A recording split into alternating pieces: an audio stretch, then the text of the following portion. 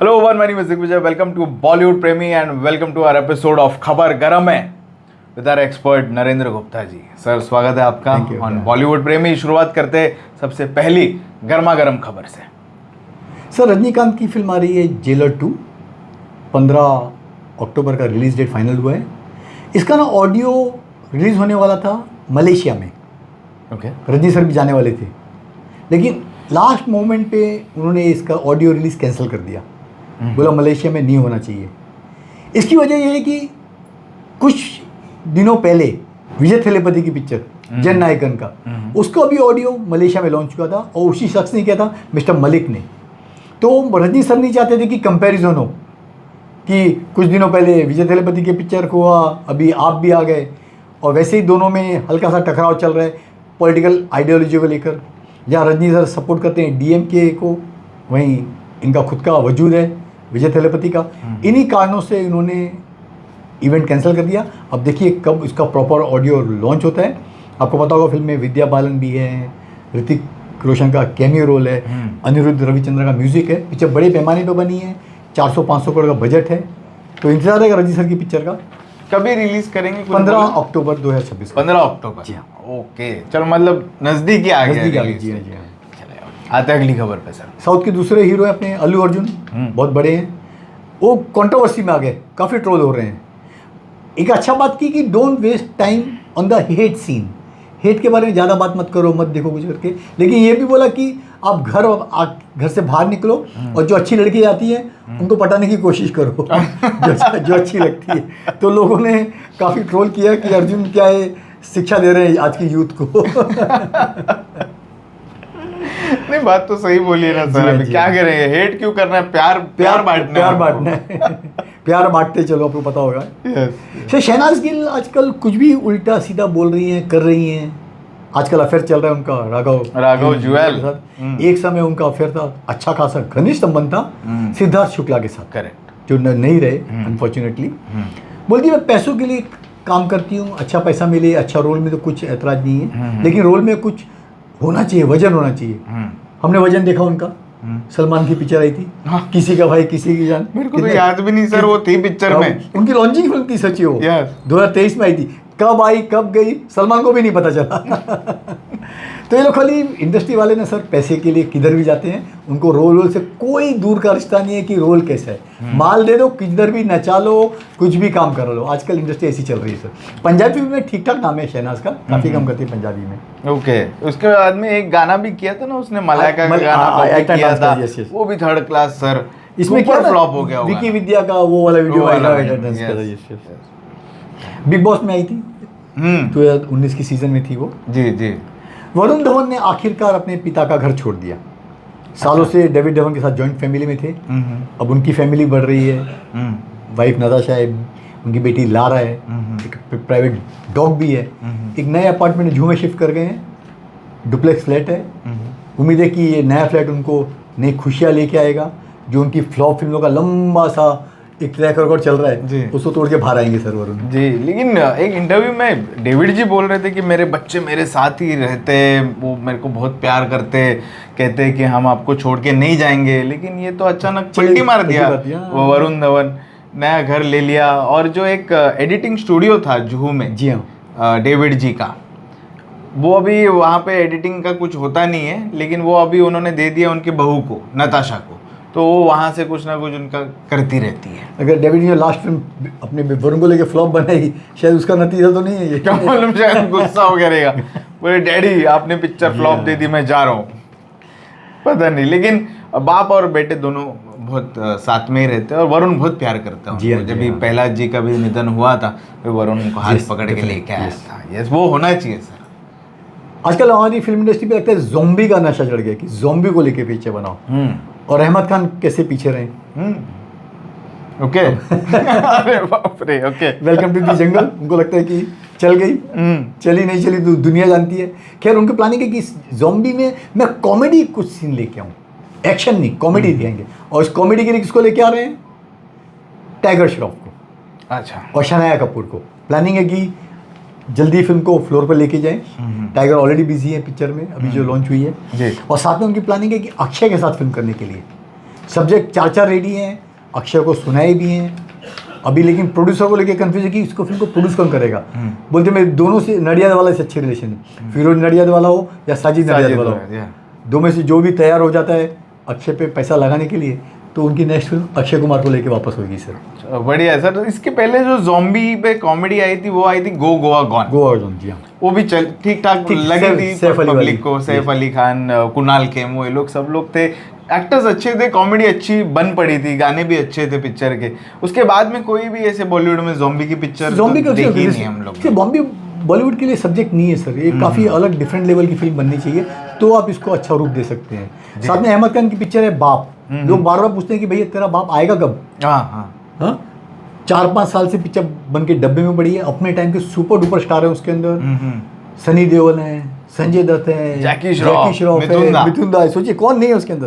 उन्होंने बोला कि मैंने जी स्टूडियो के लिए बनाई थी, उनको मैंने बना के दे दी है, अब कब रिलीज करे क्या करे उनका हेडेक है। जी, मैंने पूछने की कोशिश की थी, बोल रहे थे कि मैं नवंबर तक उसको रिलीज करने की कोशिश सर। नाम तो उनका जुड़ता है ना, जी को कौन जाए, जी को ठीक है बना के बेच दी, लेकिन पिक्चर रिलीज होनी चाहिए। इतने बड़े स्टारों को लेके पिक्चर ऑलमोस्ट 2-2.5 साल से डब्बे में पड़ी है, कोई पूछ नहीं रहा है, तो कितना कुछ गड़बड़ है मामला पिक्चर के बारे में। होपफुली उन्होंने बोला है नवंबर, तो नवंबर में रिलीज हो पिक्चर, हमको देखने मिले। बड़े इतने स्टार है सर, उनकी फैन फॉलोइंग भी रहेगी, आएंगे सभी पुराने लोग देखने के लिए अपने स्टार को। जी हाँ। आते अगली खबर पे। रश्मिका मंदाना का गद्दिनों एक डांस सीक्वेंस करते हुए हिप इंजरी हो गई, काफ़ी सीरियस है, कम से कम 6 महीना उनको बेड रेस्ट लेना पड़ेगा, उसके बाद रिकवरी की उनको फिजियोथेरेपी करानी पड़ेगी। पता नहीं रिकवरी को 3 महीने 6 महीने कितने जानते हैं। तो फिलहाल उनकी 2 फिल्में हैं, म्यासा और रामाबली, वो अटक गई हैं सर। कि ऐसा कौन सा डांस कर रही थी? पता नहीं, बेली डांस चालू था क्या? कोरियोग्राफर को पूरा क्रेडिट देना पड़ेगा, उसने कैसा ऐसा स्टेप दिया, बेचारी को हिप इंजरी हो गई सर। ज़्यादा ही सीरियसली डांस कर रही थी सर, और इंजरी भी काफ़ी सीरियस है। 6 महीना ब्रेक, मतलब सब कुछ उथल पुथल हो जाता है सर। कितने लोगों ने साइन करके रखा रहेगा, क्या क्या है ना, पिक्चरें फ्लोर पे रहेगी, डेट्स रहेंगे, सब शिफ्टिंग। सही कहा। We hope for speedy recovery for Rashmika. आते अगली खबर पे सर। मैं वापस आऊँगा, पता नहीं इसके मेकर्स और डायरेक्टर को लग रहा है कि पिक्चर बहुत बड़ी हिट हो गई है, इसकी सीक्वल बननी चाहिए, प्रीक्वल बननी चाहिए, तो इम्तियाज़ अली जुट गए हैं, और जो नया लव बर्ड है बॉलीवुड में, वेदांग रैना और शर्वरी, उनको रिपीट करेंगे। आपको बिजनेस बता दूं, पिक्चर की कॉस्ट थी 80 करोड़, हिंदी में कलेक्शन हुआ 55, वर्ल्ड वाइड पता नहीं कैसे बता रहे हैं कि टोटल हुआ 98 करोड़। चलो 98 करोड़ मान भी लेते हैं, तो 40 करोड़ से ज़्यादा की आपको बॉक्स ऑफिस से रिकवरी हाथ में नहीं आई। बैलेंस 40 करोड़ कौन सी OTT चैनल डिजिटल इस प्लेटफॉर्म से इसको मिल जाएगा?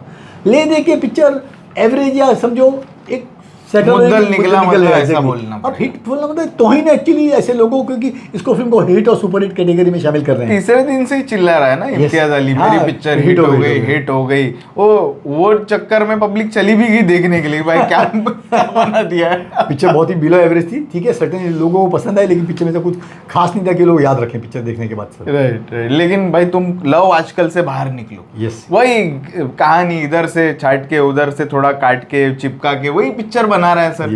कुछ नया नहीं बनाने को तैयार है इम्तियाज अली, कुछ तो नया सोचो यार।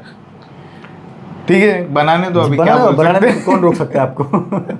आते अगली खबर पे सर। जहाँ स्टार लोग सिगरेट को प्रमोट करते हैं, अल्कोहल की ब्रांड की टाइप की मॉडलिंग करते हैं, कोक, पेप्सी और कितने कितने जो जुए खाने टाइप के ऐड करते हैं, वहीं रितेश देशमुख को मैं बधाई देना चाहूँगा।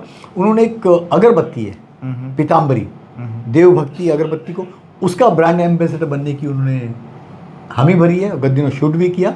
अब जल्दी इस ब्रांड की अगरबत्ती को बतौर रितेश देशमुख प्रचारित करते दिख सकेंगे। एक नया ब्रांड उन्होंने डाला जिसमें मोगरा, चंदन, रोज़ वगैरह का समावेश है। एक ऑर्गेनिक, वाकई एक घर को अच्छा वातावरण देने वाली अगरबत्ती लॉन्च करने जा रहे हैं रितेश सर। करेक्ट है, अच्छा स्टेप है। अगरबत्ती, ऐसे सब ब्रांड्स प्रमोट करो। जी हाँ। ऐसा मत, ये सब ब्रांड्स मत करो जो कि लोगों को हानिकारक हो। Absolutely yes. लेकिन और यूथ को गलत संदेश दें। आजकल यूथ देखिए बहुत जल्दी प्रभावित हो जाता है विज्ञापनों को देख के, वही चीज़ें अपनाता है, तो ऐसे विज्ञापन आर्टिस्टों को नहीं करने चाहिए, जस्ट सिर्फ पैसों की खातिर सर। करेक्ट। आते अगली खबर सर। तुकाराम जी हैं जो बहुत फेमस हो गए हैं, फूड एंड ड्रग्स डिपार्टमेंट की, मुंडे जी क्या रेड मार रहे हैं, उन्होंने किसी को नहीं बख्शा। टॉप के क्लब्स हो, जिम खाना हो, इवन हाई कोर्ट हो, बीएमसी के, सब पे सील लगा दी उन्होंने। वजह, काम बहुत अच्छा कर रहे हैं। जहाँ गलत हो रहा है, मिलावट हो रही है सामानों में, हाइजीनिक नहीं है, दूध में, तेल में, सब्जियों में, उन्होंने ऐसी जगहों को सील कर दिया सीधा। हाई कोर्ट ने बोला आप ज़्यादा कर रहे हो, आप खाली प्राइवेट को टारगेट कर रहे हो, उन्होंने हाई कोर्ट की कैंटीन बंद करा दी। डेफिनेटली सर, ऐसे आज सर अभी तो फिलहाल महाराष्ट्र के इंचार्ज हैं, काम बहुत अच्छा कर रहे हैं, लोगों को पूरा सपोर्ट है।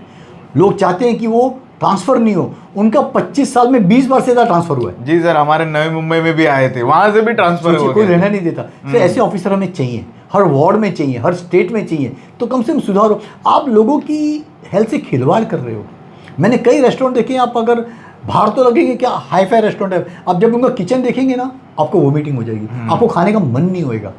बच्चों के लिए अच्छा किया है कि 50 मीटर के दायरे में कोई भी जंक फूड, वड़ा पाव बिकना नहीं चाहिए।